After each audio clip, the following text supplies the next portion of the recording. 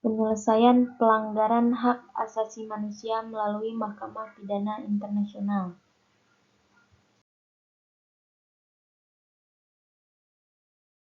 Nama saya Dian Puspitasari Dewi dengan NIM 0701522015, kelas HE22A, mata kuliah Hukum Internasional, dosen pengampu Ibu Dr. Masriati Nurhidayati SHMH, Universitas Al-Azhar, Indonesia. Materi pertama yang saya akan bahas yaitu mengenai hak asasi manusia. Hak asasi manusia diartikan sebagai hak dasar yang menyelimuti suatu individu sehingga individu tersebut memiliki suatu kebebasan dalam menjalani kehidupan. Suatu negara dapat dikatakan sebagai negara demokratis jika dapat mengadili para pelaku yang terlibat dalam hak asasi manusia berat dan juga jika suatu negara dapat melindungi dan mengayomi pelaksanaan hak-hak asasi manusia.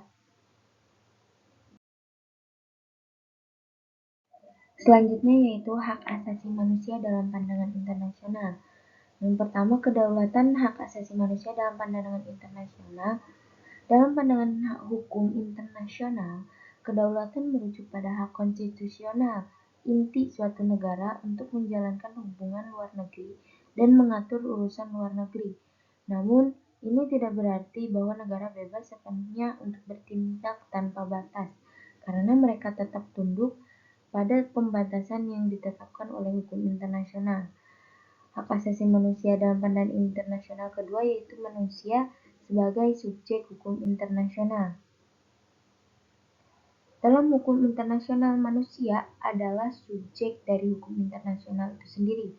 Jadi, menurut hukum internasional secara pribadi, manusia itu dapat dianggap untuk bertanggung jawab terhadap kejahatan, perang, penganiayaan, agresi, dan genosida. Tetapi, Prof. Nguyen Ngoc Din manusia itu hanya sebagai subjek hukum buatan, karena kehendak dari negaranya lah yang membuat manusia itu sendiri dalam hal-hal yang tertentu sebagai subjek dari hukum internasional. Materi selanjutnya yaitu mengenai Mahkamah Pidana Internasional. ICC yaitu International Criminal Court atau yang biasa diterjemahkan sebagai Mahkamah Pidana Internasional merupakan sebuah badan pengadilan atau mahkamah yang bersifat independen yang juga memiliki yurisdiksi yaitu sebagai lembaga yang mengadili baik individu maupun kelompok yang diduga melakukan tindak penghancuran suatu kelompok, agama atau ras, kejahatan kepada manusia, dan kejahatan perang juga kejahatan agresi. Pasal 5 ayat 1 Statuta Roma 2002 menjadi saksi Mahkamah Pidana Internasional yang menegakkan yurisdiksi yang menjadi kewenangan dari Mahkamah Pidana Internasional tersebut. Materi selanjutnya yaitu penyelesaian pelanggaran hak asasi manusia melalui Mahkamah Pidana Internasional.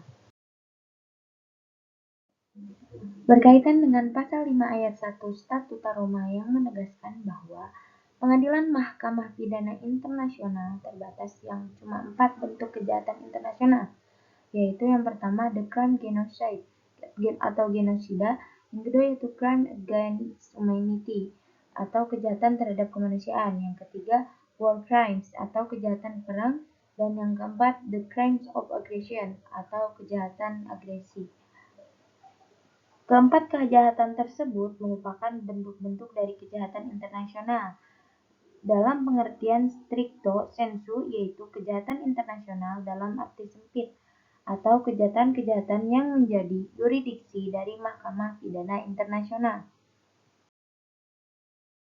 Kejahatan internasional yang pertama yaitu genosida. Genosida dapat berarti sebagai salah satu perbuatan atau lebih baik yang dilakukannya memiliki tujuan untuk menghancurkan atau memusnahkan seluruh anggota kelompok bangsa, etnis, ras, atau agama seperti menghilangkan nyawa anggota kelompok lainnya. Suatu anggota kelompok mendapatkan penderitaan baik fisik maupun mental yang berat. Suatu kelompok manusia yang memang dengan sengaja memiliki kehendak untuk memusnahkan suatu kelompok atau individu lainnya secara fisik, baik seluruh maupun sebagian. Kejahatan internasional selanjutnya yaitu statuta atau kejahatan terhadap kemanusiaan, yang berarti sebagai perbuatan yang dilakukan dengan sengaja, melakukan serangan yang sistematis dan meluas yang langsung ditunjukkan terhadap penduduk sipil. Contohnya seperti pembunuhan, pembasmian atau penghilangan, perbudakan, deportasi, atau pemindahan penduduk secara paksa. Kejahatan internasional yang selanjutnya yaitu war crime, kejahatan yang luar biasa yaitu kejahatan perang, yang mana merupakan tindakan dari rencana, ketentuan atau bagian dari ukuran besar perintah yang untuk melakukan tindak pidana.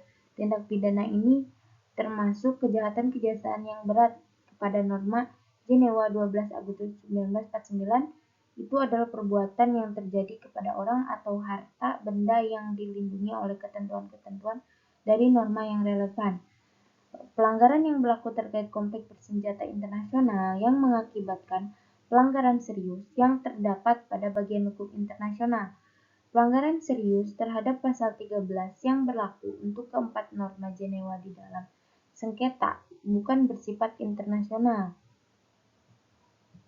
Kejahatan internasional selanjutnya yaitu crimes of aggression, kejahatan agresi. Kejahatan ini didefinisikan pada tahun 1933 di London, yaitu suatu negara menyatakan perang terhadap negara lain.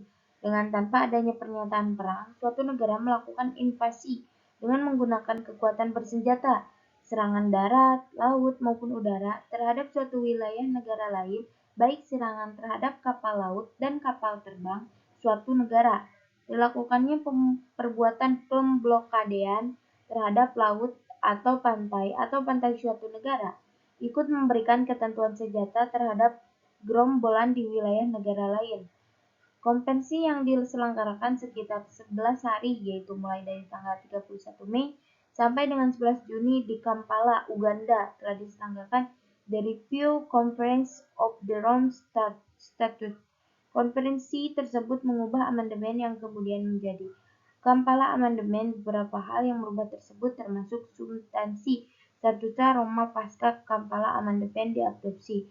Perubahan-perubahan tersebut yaitu pasal 5 ayat 2 yang dihapus, pada pasal 15 dimasukkan setelahnya, begitu juga pasal dimasukkan setelahnya. Pada pasal 25 dimasukkan ayat 3 bis, diubahnya pasal 9 ayat 1 dan pasal 20 ayat 3.